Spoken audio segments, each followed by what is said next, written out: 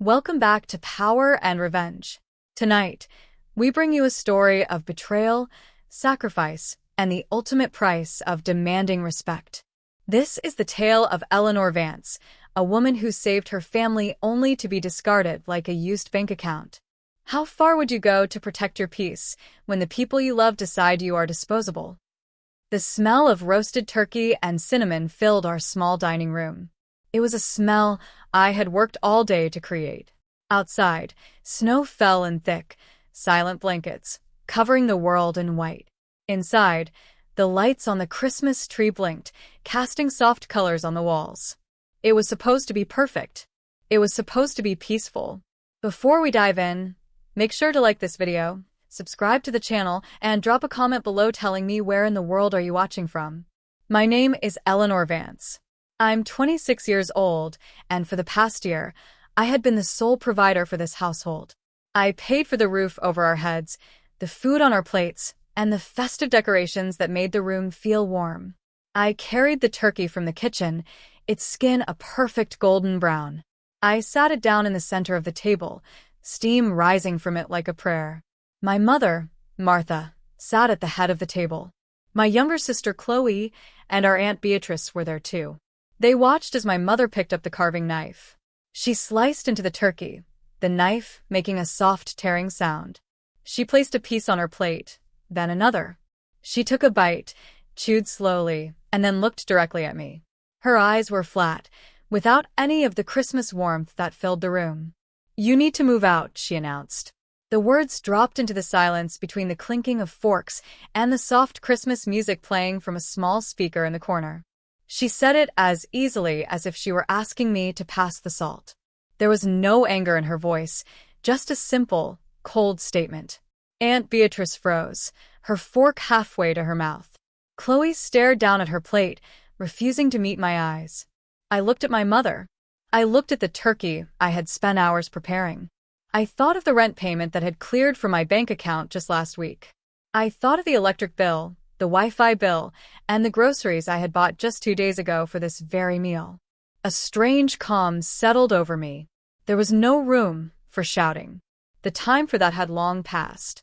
I put my fork down gently on my plate. "Really?" I replied, my voice even. "I pay the rent, the bills, and the groceries." My mother just shrugged and took another bite of turkey. She didn't have to say anything else. Her silence was the answer. In her eyes, I wasn't her daughter who had saved her from foreclosure. I was just an inconvenience that had served its purpose. It all started with a phone call just over a year ago. I was living in a small but comfortable one-bedroom apartment in the city center. I loved my place. It was my sanctuary, the first space that was truly mine.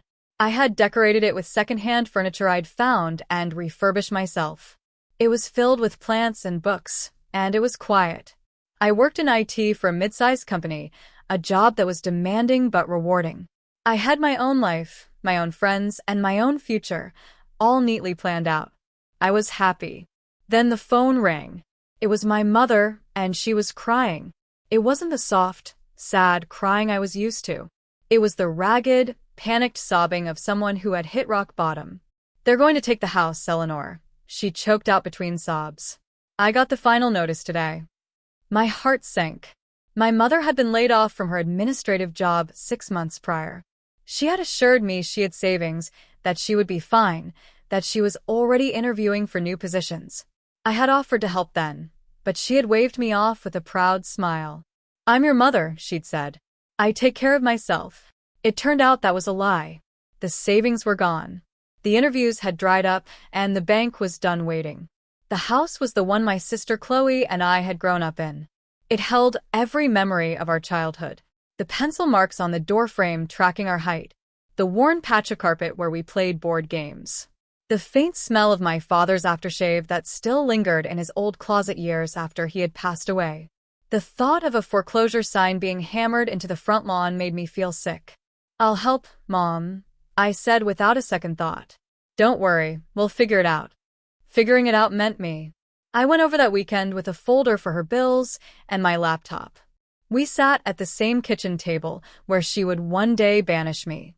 The The pile of red-stamped envelopes was bigger than I had imagined. She was 3 months behind on the mortgage, and the utility companies were threatening to shut everything off. The solution was simple, but it was brutal. I couldn't afford my own rent and her mortgage. So I made a choice. I would give up my sanctuary to save hers. I'll move back in, I told her. I'll break my lease. I can cover the mortgage and the bills with what I save on rent. It'll just be for a little while until you get back on your feet. Tears streamed down her face again, but this time they were tears of relief. She hugged me so tightly I could barely breathe. "Oh, Eleanor," she whispered. "You're saving me. You're my hero." For the first few weeks, it felt like I was. I paid the back mortgage to stop the foreclosure. I set up automatic payments for the utilities from my bank account. The rent was $1,200 a month. The electricity and gas averaged around $150. The internet she couldn't live without was another $80. The family phone plan, which included her and Chloe, was $120. I took over the weekly grocery shopping, which was never less than $200. I even kept the Netflix account active because she said her shows were the only thing that helped her relax. The numbers added up quickly, eating away more than half of my monthly salary. But it felt right. It felt like what a daughter was supposed to do. In the first month, my mother was full of promises. "I'll pay you back every penny as soon as I get a job," she'd say, rubbing my shoulder while I cooked dinner for us after a long day at my own job. By the second month, the promises faded. She stopped talking about her job search. Her days were spent watching television or having coffee with friends. When I gently asked if she'd had any luck with applications, she'd sigh dramatically. "It's impossible for someone my age, Eleanor. You wouldn't understand." By the third month, my role in the house had solidified. I was no longer the hero daughter who was helping out. I was the engine that made the household run, and my only function was to provide money. The exploitation was silent, but it was constant. It started with small things. "Could you pick up that new face cream for me? The expensive kind," she'd ask while I was making the grocery list. "You're doing so well, it's not a big deal for you." Then it grew. She started inviting her friends over for dinner parties. She would plan the menu and the guest list, and I would be expected to shop for the ingredients and cook the meal. I'd come home exhausted from work to find a house full of people, my mother playing the gracious host, accepting compliments for a meal she hadn't touched until it was on her plate. My friends would invite me out, and I'd have to decline, making excuses about being tired when the truth was I couldn't afford a $15 cocktail after buying a week's worth of groceries for 3 people. Chloe was no help. She was younger, still in college, and saw her mother through rose-colored glasses. "Mom's just having a hard time," she'd say when I tried to confide in her. "You need to be more patient." So I was patient. I was quiet. I continued to pay for everything, telling myself it was temporary. I worked extra hours, taking on freelance IT projects on weekends to build back my depleted savings. I was running on fumes, living in my childhood bedroom, surrounded by the floral wallpaper I had hated since I was 13. My life was no longer my own. I was just a walking, breathing bank account. And the thanks I got was silence, the assumption that I would just keep providing forever, without a single word of gratitude. I thought that was the worst it could get.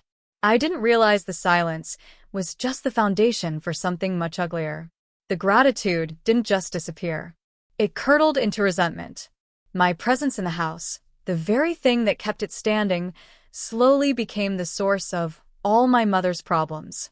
It was a gradual shift, a slow poisoning of the air I was paying for. It started with little complaints, passive-aggressive jabs that were small enough to ignore. "The coffee you buy is so bitter," she'd say in the morning, pouring herself a cup of the coffee I had paid for. "I prefer the other brand." I would make a mental note and buy the other brand next time. It didn't matter. The next week, that brand would be wrong, too. Soon, the complaints escalated from preferences to accusations. My job required a strong, stable internet connection. I worked from home 2 days a week, and sometimes I had to log in at night to handle server issues. One evening, my mother was in the living room trying to stream her favorite period drama. The show started buffering. "Eleanor," she yelled from the couch. The internet is slow again. What are you doing in there? I walked out of my room. I'm not doing anything, Mom. It's probably just the provider. Sometimes the signal slows down in the evening. She pointed an accusing finger at my closed bedroom door. It was never this slow before you moved in with all your work computers and gadgets. You're using it all up. I tried to explain how bandwidth works. That my laptop being on wasn't using up the internet. She just waved her hand dismissively. I don't understand all that technical nonsense. I just know I can't even watch my show in peace. For the rest of the night, she sighed loudly every time the show buffered. A theatrical sound designed to make me feel guilty. The next day, I called the internet provider and upgraded to a more expensive plan. A $100 installation fee and $30 extra a month coming directly from my account. My mother didn't thank me. She just said, "Well, it's about time." The blame became a daily routine. If the dishwasher wasn't emptied the second it finished its cycle, it was my fault. I would come home from a 10-hour shift, drop my bag by the door, and see the clean light blinking. My mother would be on the phone in the kitchen, leaning against the counter, looking right at the machine. "Oh, you're home," she'd say. "I was just waiting for you to empty that. My back is acting up today." Her back was always fine when she wanted to go to the mall with her friends. The worst was the way she weaponized my job against me. My work required me to be on call 1 week a month. One afternoon, while I was on call, a critical server went down. My work phone rang. A special ringtone I used for emergencies. I answered it immediately and walked to my room for privacy. I was on the phone for nearly an hour, talking my colleagues through a complex reboot sequence. My voice was low but focused. The moment I hung up and opened my door, my mother was standing there, her arms crossed. Her face was a mask of fury. "Do you have any idea how disrespectful you are?" she hissed. "What are you talking about?" I asked, confused. "I was trying to take a nap, and all I could hear was you in there talking and talking. Some of us have to rest. You have no consideration for anyone else in this house." "Mom, that was a work emergency. I have to take those calls. It's my job, the job that pays for this house." The words were out of my mouth before I could stop them. It was the first time I had ever explicitly thrown the financial arrangement in her face. Her expression hardened. "Don't you dare throw that in my face," she said, her voice dangerously quiet. "I am your mother. This is my house. You are living here under my roof. The least you can do is show a little respect." The logic was so twisted it made my head spin. I was paying for the roof, but it was still her roof. I was the adult, the provider, but I was being treated like a rebellious teenager. I retreated into my room and shut the door, my heart pounding with a mixture of anger and despair. I wanted to scream. I wanted to pack my bags right then and leave her with the mountain of bills she so conveniently ignored. But I didn't. I just sat on my bed and cried silently. I thought about the life I had given up. I thought about the friends I no longer saw. I called my sister Chloe, hoping for some support. "She's just stressed, Eleanor," Chloe said, her voice distant. She was away at college, shielded from the daily reality of the house. "You know how she gets. Just try not to upset her. Try not to upset her." The words echoed in my head. I was the one working myself to the bone. I was the one sacrificing my own happiness. I was the one being blamed for every minor inconvenience. But I was the one who was supposed to be careful not to upset her. It was in that moment that I realized I wasn't just a bank account anymore. I was a scapegoat. I was a sponge designed to absorb all of her unhappiness, her failures, and her rage. And I was becoming saturated. The Christmas dinner was the end. Hearing my mother say, "You need to move out," wasn't a shock. Not really. It was just the final, ugly confirmation of everything I had been feeling for months. It was the moment the subtext became text. After I replied, "Really? I pay the rent, the bills, and the groceries," a thick, suffocating silence fell over the table.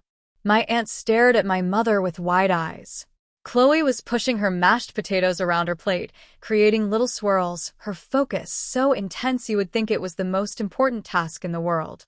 My mother, Martha, simply picked up her wine glass and took a long, slow sip, her gaze fixed on me over the rim. It was a look of pure dismissal. I didn't exist. My contribution didn't exist. I pushed my chair back from the table. The sound of the wood scraping against the floor was loud in the quiet room. "Excuse me," I said, my voice barely a whisper. I didn't offer an explanation. I didn't say I needed air or that I felt unwell. I just excused myself from the table, from the meal I had cooked, from the family that was consuming me whole. I walked to my bedroom and closed the door softly behind me.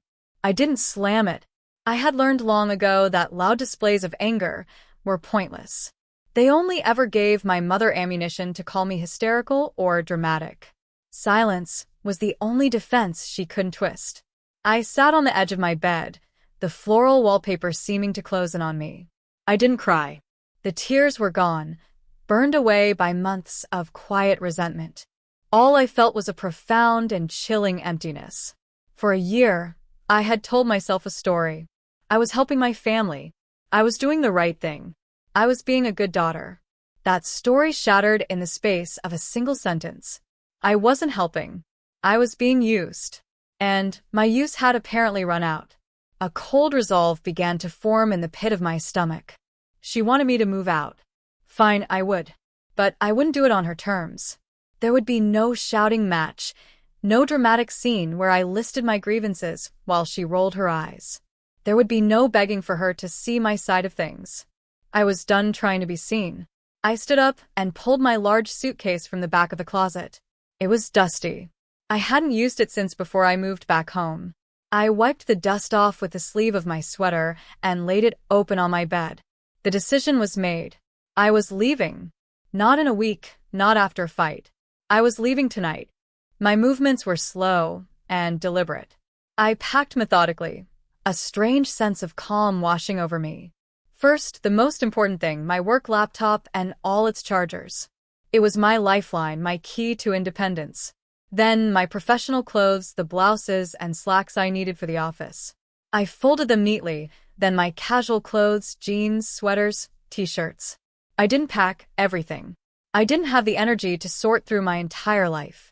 I packed only the essentials, enough to get me through the next week.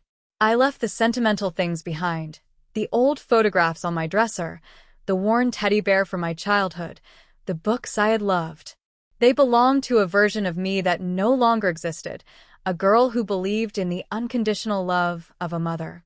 To pack them would feel like a lie. As I packed, I replayed the scene at the dinner table.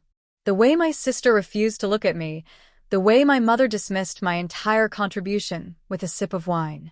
There was no misunderstanding. It wasn't a slip of the tongue. It was a deliberate, calculated act of cruelty delivered in front of an audience to maximize my humiliation. She didn't just want me gone. She wanted me to know I was worthless to her beyond my wallet. I stopped packing for a moment and pulled out my phone. My hands were steady. I opened my banking app. The numbers on the screen grounded me. My checking account was lower than I liked, depleted by the Christmas gifts I had bought for everyone and the feast currently sitting on the dining room table. But my savings account, the one I had been secretly feeding with every freelance gig I could find, was healthy. It wasn't a fortune, but it was enough. It was enough for a deposit on a new apartment. It was enough for a motel room in the meantime. It was enough to escape. The money I had worked so hard for, the money my mother saw as her right, was about to buy my freedom.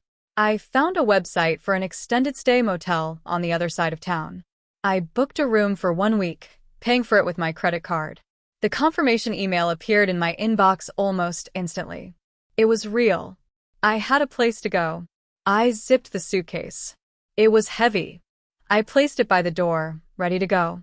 I looked around the room one last time. It wasn't my home. It was just a room, a place I had been staying. I knew what I had to do. I would wait until she was asleep, probably passed out from the wine she'd been drinking all afternoon. Then I would walk out of that house, and I would not look back. There would be no note on the kitchen counter, no dramatic, tearful goodbye. My exit would be as quiet and as invisible as she had made me feel. I waited in my room for hours. I could hear the faint sounds of the television from the living room, punctuated by my mother's occasional laughter. They were carrying on as if nothing had happened, as if a bomb hadn't just been dropped in the middle of our family. The thought that they could so easily ignore the cruelty, so quickly resume their holiday, was more painful than the words themselves. It proved how little I mattered. Around midnight, the house finally fell silent. I sat on my bed, listening to the sounds of it settling, the groan of the pipes, the hum of the refrigerator. I waited another hour just to be sure. I didn't want a confrontation in the hallway. I didn't want to give her the satisfaction of another fight. My departure had to be on my terms, quiet, clean, and final. At 1 o'clock in the morning, I decided it was time. I put on my coat, my hands moving with a calm precision that felt foreign. I picked up my purse and my laptop bag, slinging them over my shoulder. My large suitcase was the final piece. I took a deep breath and opened my bedroom door, wincing at the small click of the latch. The hallway was dark. A single light from the Christmas tree in the living room cast long, dancing shadows on the walls. I moved slowly, my feet silent on the old wooden floor. Every step was deliberate, a step away from the life that was suffocating me and toward something unknown. When I reached the living room, I paused. The tree was beautiful, covered in ornaments we had collected over the years. Some of them I had made in elementary school, clumsy creations of glue and glitter. Under the tree were the presents I had bought and wrapped for everyone: a new sweater for my mother, a gift card for Chloe, a bottle of perfume for my aunt. Seeing them sitting there so festive and hopeful felt like a punch to the gut. I had given so much, and in return I was being thrown away. I didn't take my gifts back. I just left them there. It was better that way. Let them be a silent testament to what she had discarded. I reached the front door. My hand trembled slightly as I reached for the deadbolt. The heavy chunk of the lock sliding back was the loudest sound in the world. I held my breath, listening for any sound from my mother's bedroom down the hall. Nothing. She was asleep, lost in a wine-fueled slumber, completely unaware that her financial support system was walking out the door. I slipped outside, closing the door gently behind me until it clicked shut. The cold December air hit my face, sharp and clean. It felt like the first real breath I had taken in a year.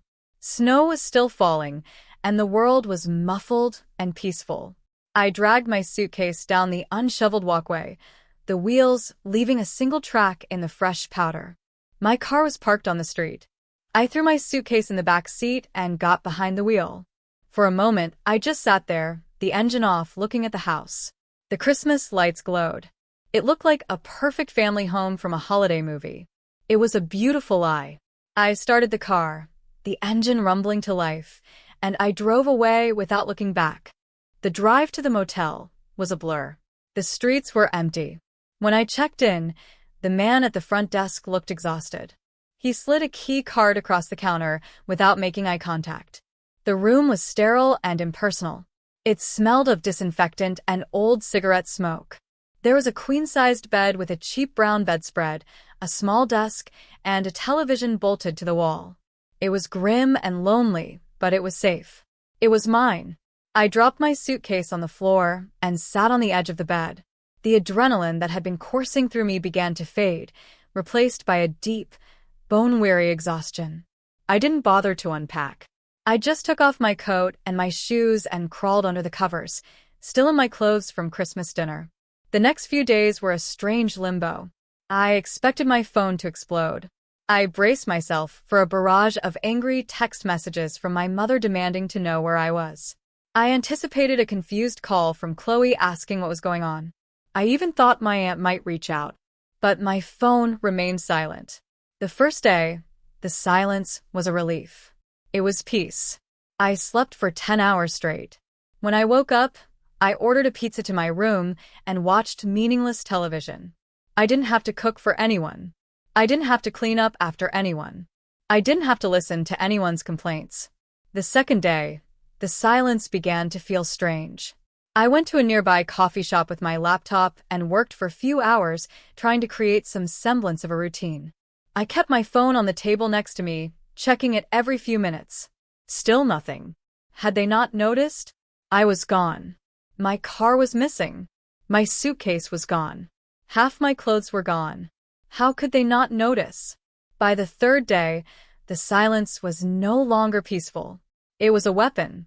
It was a statement. My absence was not an emergency. It wasn't even an inconvenience. The silence told me everything I needed to know. My mother hadn't just kicked me out. She had erased me. She hadn't called to scream at me.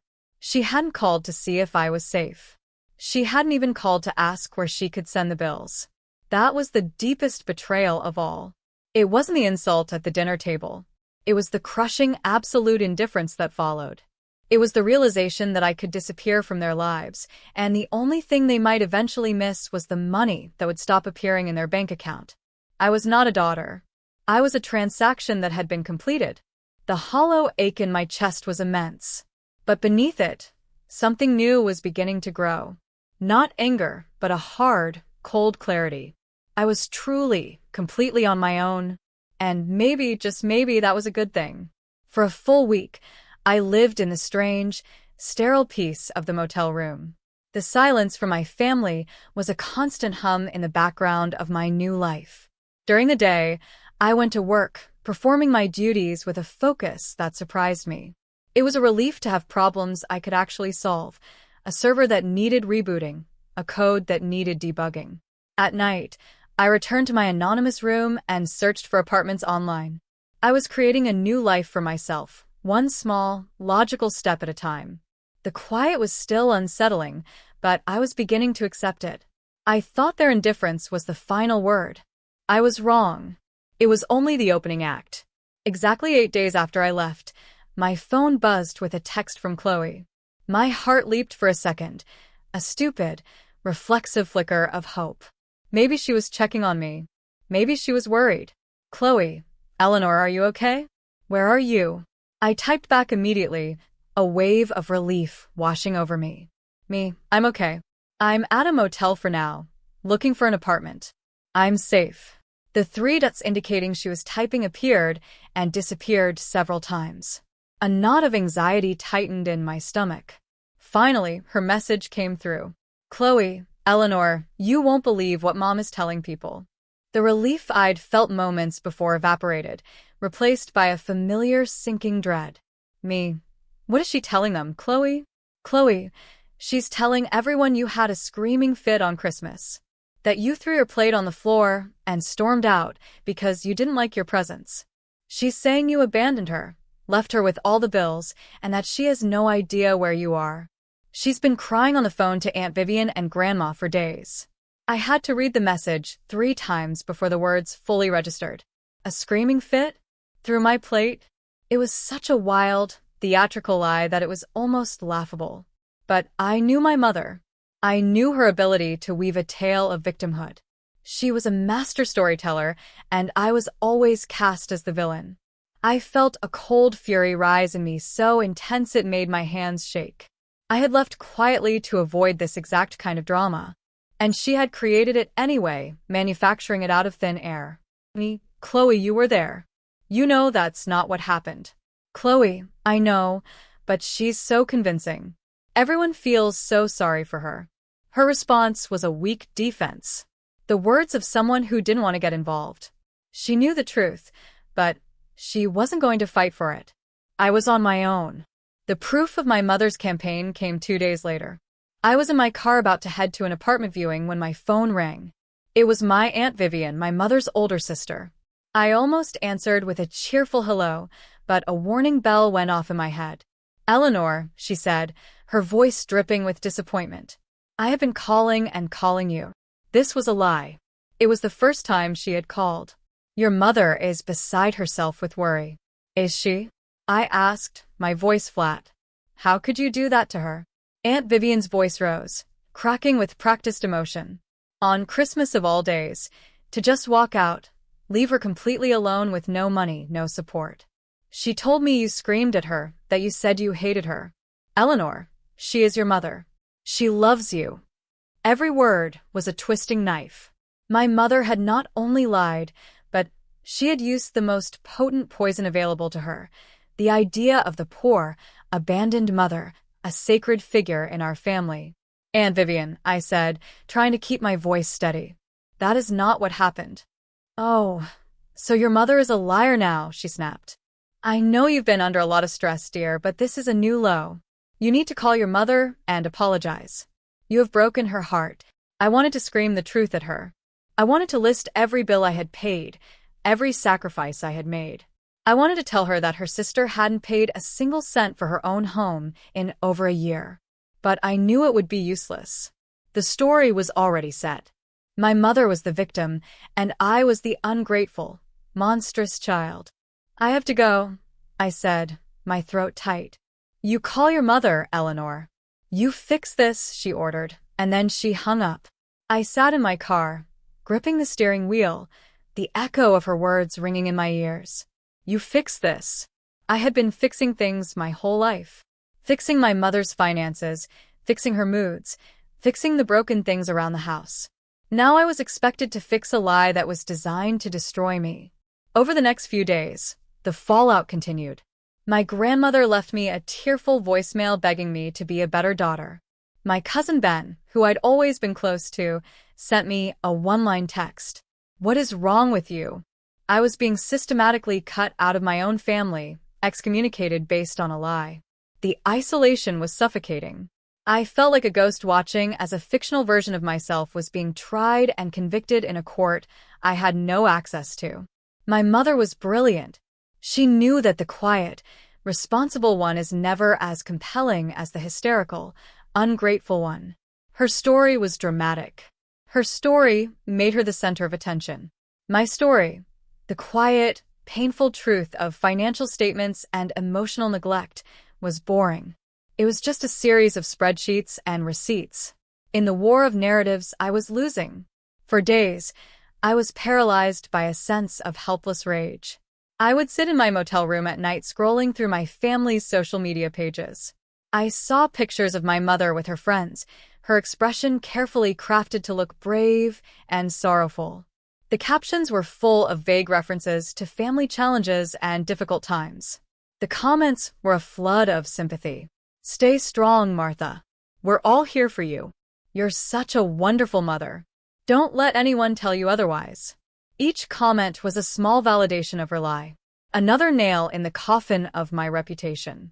My first instinct was to fight fire with fire. I composed a dozen angry text messages, my thumbs flying across the screen, detailing every dollar I had spent, every insult I had swallowed. I wrote furious emails to Aunt Vivian and my grandmother, attaching scanned copies of bank statements and utility bills as proof. I imagined calling my mother and unleashing a year's worth of suppressed anger, screaming until my throat was raw. But I never sent any of them. Each time, my finger would hover over the send button, and I would stop. I could hear my mother's voice in my head, turning my anger against me. See, she would say to everyone, I told you she was unstable. I told you she was hysterical. My rage, no matter how justified, would only serve as evidence for her case against me. She had set a trap, and lashing out was exactly how she expected me to get caught in it. I realized I couldn't win by playing her game. Drama was her territory. She was the queen of it.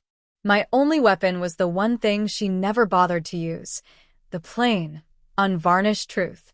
So, I decided to tell it, not with anger or insults, but with the quiet, undeniable weight of facts. One evening, after a particularly draining day of apartment hunting, I sat down at the small motel desk, opened my laptop, and navigated to my social media page. My profile was private, but I had dozens of family members as friends. I knew that whatever I wrote would spread through them like wildfire. My hands trembled as I clicked Create Post. I took a deep breath, pushing down the anger and the hurt, forcing myself to be objective. I had to write this like a report, not an emotional plea. I started typing, deleting, and retyping, carefully choosing each word. I would not call my mother a liar. I would not call her a narcissist. I would not describe the pain she had caused me. I would simply lay out the timeline, the facts, and the finances, and let them speak for themselves. After an hour, I had the final version. It was short, clear, and impossible to misinterpret. To my friends and family, it began. There seems to be a lot of confusion about my current situation, so I feel I need to clarify a few things. About a year ago, my mother was in danger of losing her home. To prevent foreclosure, I gave up my apartment and moved back in. Since that time, I have been the sole person responsible for all household expenses. This includes the monthly mortgage, the electricity, gas, internet, and phone bills, as well as all groceries and other household necessities. I did this willingly to help my family. On Christmas Day, I cooked dinner for the family. During the meal, my mother informed me that I needed to move out. There was no argument. I did not yell or cause a scene. I respected her wishes and left the house quietly later that night to avoid any confrontation. I am safe and am in the process of finding a new place to live. I wish everyone the best. That was it. No emotion, no accusations, just a simple sequence of events. The most powerful part, I knew, was the part about the finances. It was the one thing my mother couldn't deny, because the bank statements existed. It was the truth that underpinned everything. My heart was pounding as my cursor hovered over the post button. This was an irreversible step. It was a declaration of war in a way. I was drawing a line in the sand, not just between my mother and me. A line had been drawn around the entire family, and I was asking them to choose a side. For a moment, fear washed over me. What if no one believed me? What if this just made things worse? But then I thought of her sitting in the house I paid for, crying on the phone and painting me as a monster.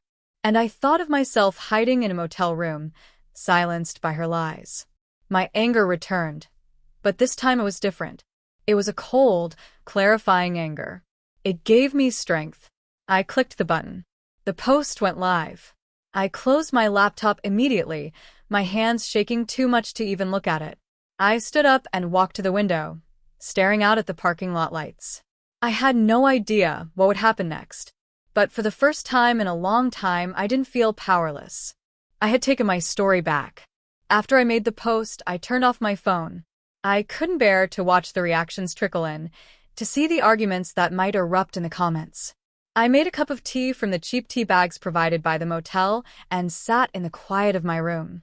I had launched my one and only missile, a flare of truth into the thick fog of my mother's lies. Now all I could do was wait. I managed to sleep, a fitful, dream-filled sleep. When I woke up the next morning, my stomach was in knots. With a sense of dread and determination, I turned my phone back on. It vibrated for nearly a full minute, a relentless series of buzzes as a backlog of notifications flooded in. My screen lit up with dozens of alerts from my social media app. My heart pounded against my ribs. I took a deep breath and opened it. The post had exploded. There were over 100 reactions and nearly 50 comments, but it was the private messages that I saw first. The previews on my lock screen were a chaotic mix. The first message I opened was from my cousin Ben. I braced myself for another accusation, but his words were different. Ben, Eleanor, I am so sorry. I knew something was wrong. Your mom called me too, telling me that crazy story, and it just didn't sound like you, but I didn't want to get in the middle of it. I feel like a coward. What she's done to you isn't right. We all knew she was taking advantage of you. We didn't say anything.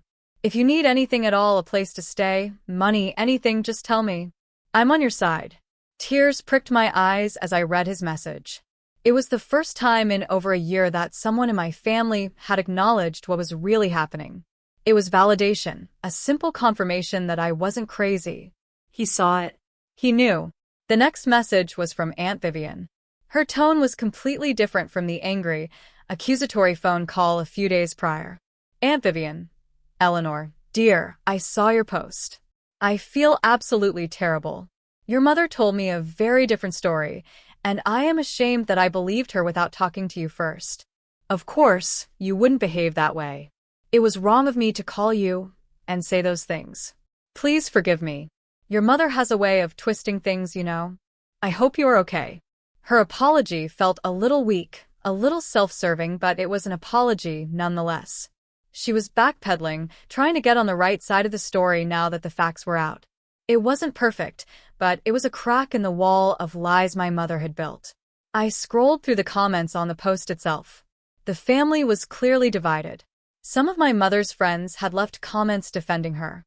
There are two sides to every story.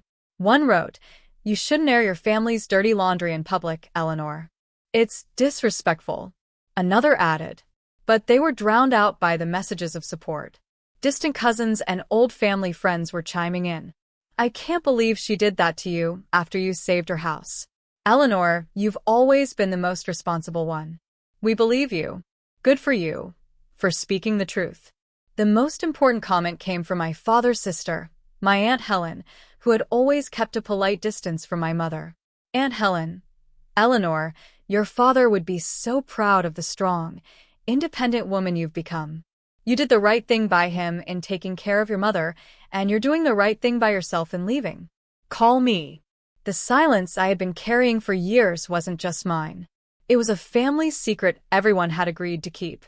They all knew my mother's character, her flair for the dramatic, her tendency to see herself as a perpetual victim. They had enabled it for years with their silence. My post hadn't told them anything they didn't already know. It had simply made it impossible for them to continue pretending. Then I saw a text from Chloe. "Chloe, Mom saw your post. She is losing her mind. She's calling everyone, screaming and crying that you're lying to turn the family against her. Why did you have to do that? You just made everything worse." Her message was a splash of cold water. She was still trapped, still trying to manage my mother's emotions, still seeing my act of self-preservation as an attack. I felt a pang of pity for her. She wasn't ready to see the truth yet. I texted her back a simple reply. I didn't do this to hurt her. I did it to stop her from hurting me." I put my phone down, the storm of notifications still buzzing. A civil war had started within my family. Sides were being chosen and loyalties were being tested. It was messy and painful, but it was also liberating. The truth was out. I was no longer a lone voice screaming into the void. Others were finally listening. The silence was broken, and I could finally begin to breathe. In the weeks that followed, I found my footing. The support from my family, though fractured, gave me the strength I needed. Aunt Helen co-signed a lease for me, allowing me to secure a small but sunny studio apartment in a quiet neighborhood. A cousin Ben helped me move the few belongings I had from a storage unit. For the first time since leaving my old life behind, I had a home. It was a place that was truly mine, a space where no one could blame me for a slow internet connection or demand that I fix problems I didn't create. The peace was intoxicating. I started building a new routine. I bought my own groceries, whatever brand of coffee I wanted. I spent my weekends reading in the park or exploring my new neighborhood, not running errands for someone else. I was slowly, carefully rebuilding a life from the ground up, a life that revolved around my own needs and my own happiness. I had heard through the family grapevine that my mother was in a state of chaos. With my financial support gone, the bills had started to pile up again. The narrative she had so carefully constructed had crumbled, leaving her exposed and furious. She had tried to get money from Aunt Vivian, who had refused for the first time in her life. My mother was isolated, and she was panicking. I knew a confrontation was inevitable. I just didn't know when it would come. It happened on a rainy Tuesday evening. I had just gotten home from work, changed into comfortable clothes, and was about to make dinner when there was a knock at my apartment door. I wasn't expecting anyone. I looked through the peephole, and my blood ran cold. It was my mother. She was standing in the hallway holding a grocery store apple pie in a plastic container. Raindrops glistened in her hair. She had a hesitant, sad smile on her face, the one she always used when she wanted something. I opened the door but stood in the doorway, blocking her entrance. "Eleanor," she said, her voice soft and sweet. "I had a feeling this was your building. I thought I'd come see your new place. I brought pie." She held it up as if it were an olive branch, a magical pastry that could erase the last few months of pain and deceit. She was acting as if nothing had happened, as if she hadn't told me to move out, as if she hadn't slandered my name to our entire family. She was here to pretend, to smooth things over so that her life could go back to being comfortable. "Hello, Mom," I said. My voice was calm, steady. I was surprised at my own lack of emotion. The rage and the hurt had burned away, leaving behind a cold, hard clarity. "Well, aren't you going to invite me in?" she asked, her smile faltering slightly as I didn't move. "It's wet out here." I stepped outside into the hallway with her, pulling the door closed behind me. I would not let her into my sanctuary. This conversation would happen on neutral ground. "Did you come to apologize?" I asked. The question was direct, simple, with no room for misinterpretation. I wasn't going to engage in small talk. I wasn't going to talk about the pie or the rain or my new apartment. I was cutting straight to the heart of the matter. This was her one and only chance. Her face changed. The soft, sad smile vanished, replaced by a flicker of indignation. She was genuinely offended that I would ask such a thing. "Well, I don't think I need to," she said, her tone becoming defensive. "We both made mistakes, Eleanor. You were very disrespectful with that post you made. It was very hurtful. We both made mistakes." There it was. The refusal to take any responsibility. The twisting of reality to make herself a victim once more. In her mind, my act of telling the truth was just as bad, if not worse, than her act of exploiting me and then throwing me away. I looked at her, really looked at her. I saw a woman who was so trapped in her own narratives that she couldn't see the reality in front of her. I had hoped for an apology, for a moment of remorse, for a sign that the mother I once loved was still in there somewhere, but she was gone. Maybe she was never there at all. I felt a profound sense of release. I was finally completely free. I didn't need her apology anymore. I didn't need her to understand. I just needed her to be gone. I didn't say another word. I didn't argue or defend myself. I simply turned around, walked back into my apartment, and closed the door. I didn't slam it. I closed it softly, the click of the latch echoing in the hallway. It was the sound of a final boundary being set. It was the sound of the end. I leaned my back against the closed door and let out a breath I didn't realize I had been holding for a year. Through the peephole, I watched her stand there for a moment, her face a mixture of shock and fury. Then she turned, set the pie on the floor in front of my door, and walked away. I left the pie where it was. I live in my small studio apartment now. The morning sun streams through the big window and wakes me up. I make coffee for one, and it's always the brand I like. The silence in my home is no longer the heavy, weaponized silence of my mother's house. It's a peaceful silence, a quiet that I've chosen and cultivated. It's the sound of freedom. I meet Chloe for coffee every other week. She's still living at home, still caught in the web of our mother's moods and manipulations. But something in her has changed. She asks me questions about my budget, about how I found my apartment, about what it's like to be on my own. I see a spark of her own desire for freedom in her eyes. She's getting worse, Chloe told me last week, stirring her latte. Now that you're not there to be the bad guy, she's starting to find little things I do wrong. "You'll know when you're ready to leave," I told her, reaching across the table to squeeze her hand. "And I'll be here for you when you are. I'll help you pack." She gave me a small, grateful smile. For the first time, we feel like sisters, like allies, not just two people trying to survive the same storm. Sometimes I think about that Christmas night. I think about the shock, the humiliation, the profound sense of betrayal. For a while, I thought the betrayal was the public lie she told about me. Then I thought it was her showing up at my door with a cheap pie and no apology. But I know now what the real betrayal was. It was that moment at the dinner table when my own mother looked at me and decided I was disposable. She threw me away like a piece of trash. Not with anger, but with a casual, chilling indifference. That was the moment my old life ended and my new one began. My post didn't destroy our family. It just revealed what was already broken. Now, I finally live for myself. My money is my own. My time is my own. My peace is my own. And it is more valuable than anything I lost. If you've ever had family twist the truth against you, leave a comment and share your story. Don't forget to like and subscribe. This community listens. The silence is broken, the truth is out, and Eleanor finally found the power to choose her own path. But this journey isn't just about one woman. It's about a universal struggle. If you have ever felt manipulated, used, or betrayed by the people who are supposed to protect you, please leave a comment below. Share your story, because this community at Power and Revenge listens, understands, and believes in the strength of setting boundaries. Don't forget to like this video. Subscribe to the channel for more powerful stories of vindication and resilience, and hit that notification bell so you never miss a new narrative. Until next time, remember, your peace is your power.